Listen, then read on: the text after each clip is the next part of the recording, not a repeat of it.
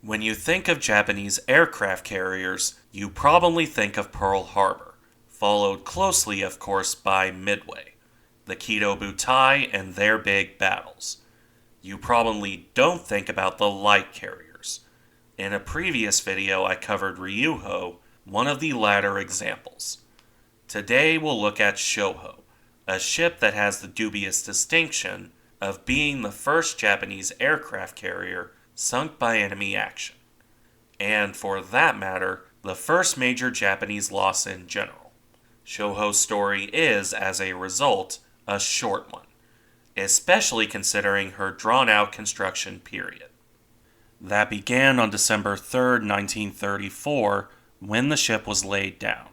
Shoho began her life, much like Ryuho, as a submarine tender. In fact, she was a successor to that design. Taige, the original name for Ryuho, was a flawed ship, structurally weak and lacking in stability. With this new ship, the Japanese hoped to rectify those problems, although much of that work came after she was launched. As we'll see, if they succeeded or not is not going to be relevant here. In any event, for the moment, construction began on the new tender. Under the name Tsurugi-saki, the ship's initial construction went well. She would be launched on June 1st, 1935, about 7 months, which was decently quick.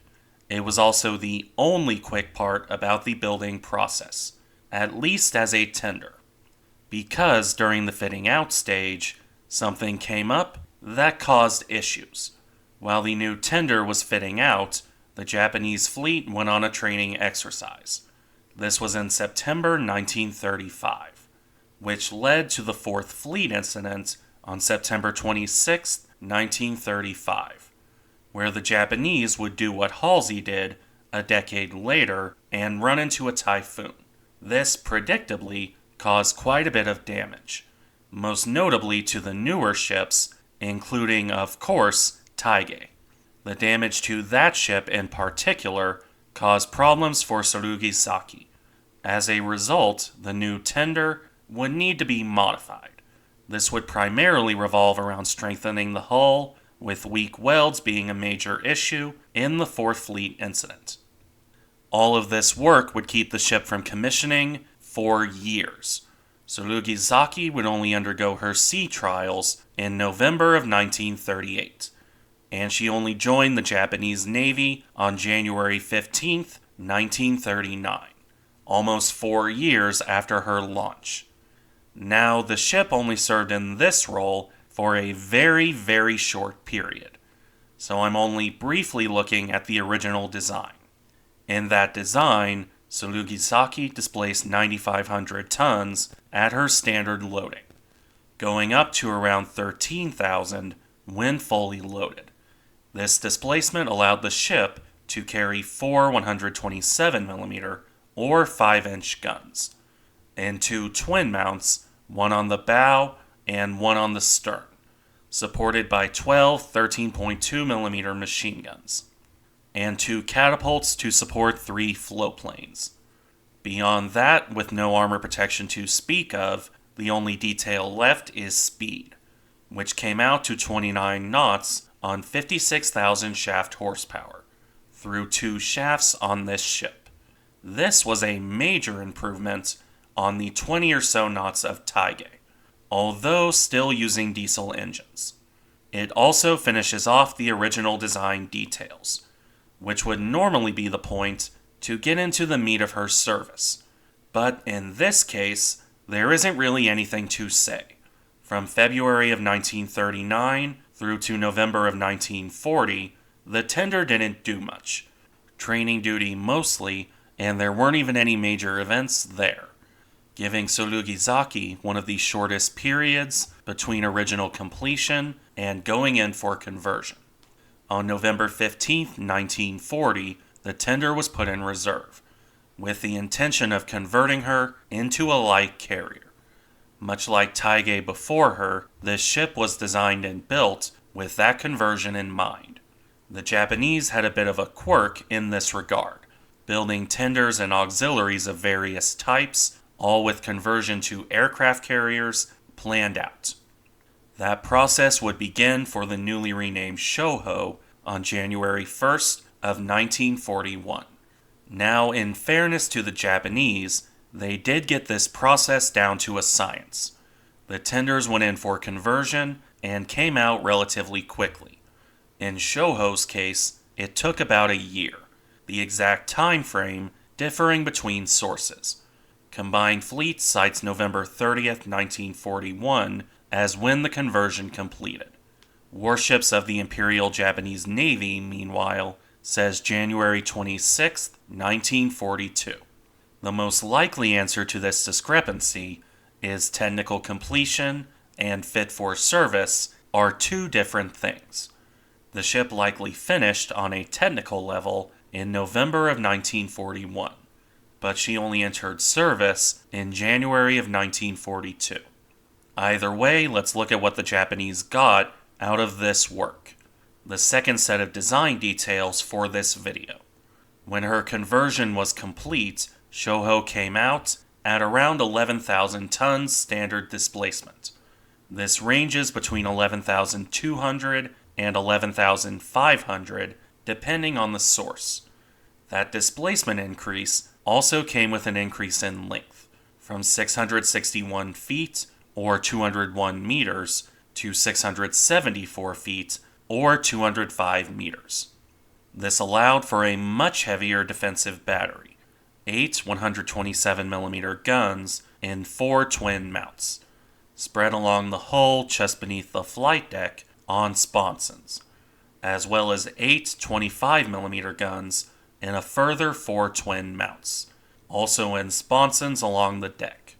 As for the air group, this could reach 30 aircraft, in a single hangar with 2 elevators on the flight deck, a very flat flight deck as the conversion lacked an island superstructure, instead having a downward-facing funnel, with the bridge carried under the forward part of the flight deck.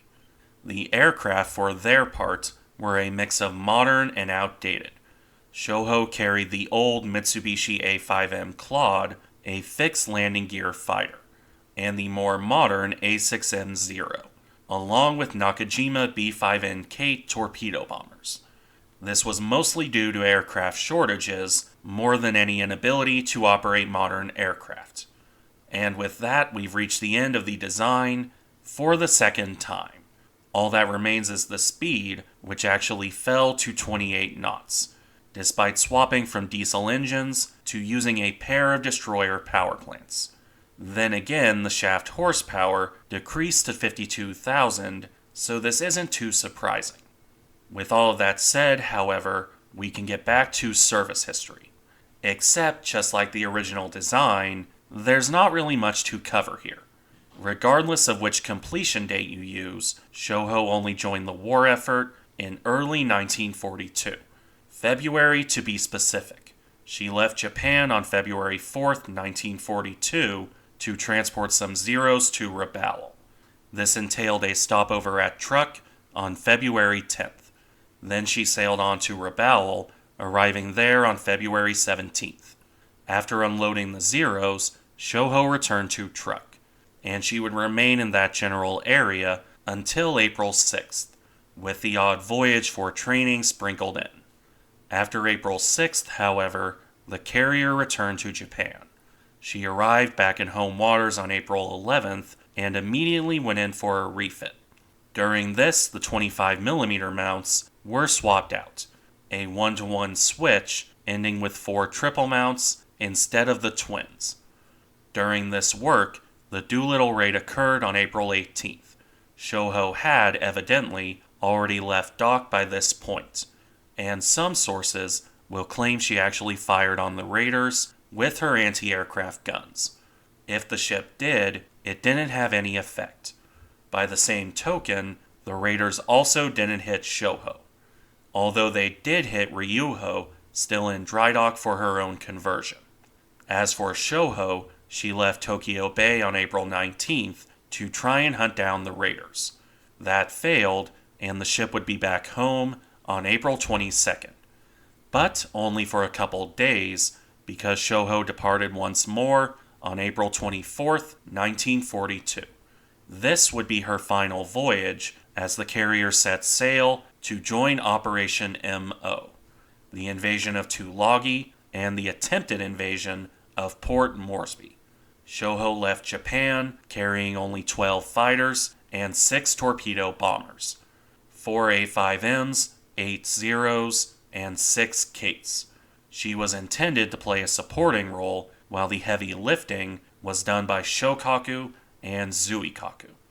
Either way, Shoho arrived in Truk on April 29, 1942, where she joined up with a group of cruisers to operate as the support force for MO. This group departed for the operation on April 30th. At first, things went according to plan for the Japanese. Shoho provided aircraft for the Tulagi invasion on May 3rd. These supported the landing and then returned to the carrier. No issues to this point. This would, however, change dramatically in a few days. After sailing south, the support force was ordered to escort the transport force on May 5th. It was in this role that Shoho would be sighted on May 7th, 1942. An American Dauntless sighted the support force in the early morning on May 7th. This was initially misidentified as 2 carriers escorted by 4 cruisers. Understandably, this prompted a massive strike package: 50 aircraft from Lexington and 43 from Yorktown. While the scout would later clarify his mistake, a B-17 report confirmed Japanese transports and a single carrier. That carrier was Shoho, so the strike went through.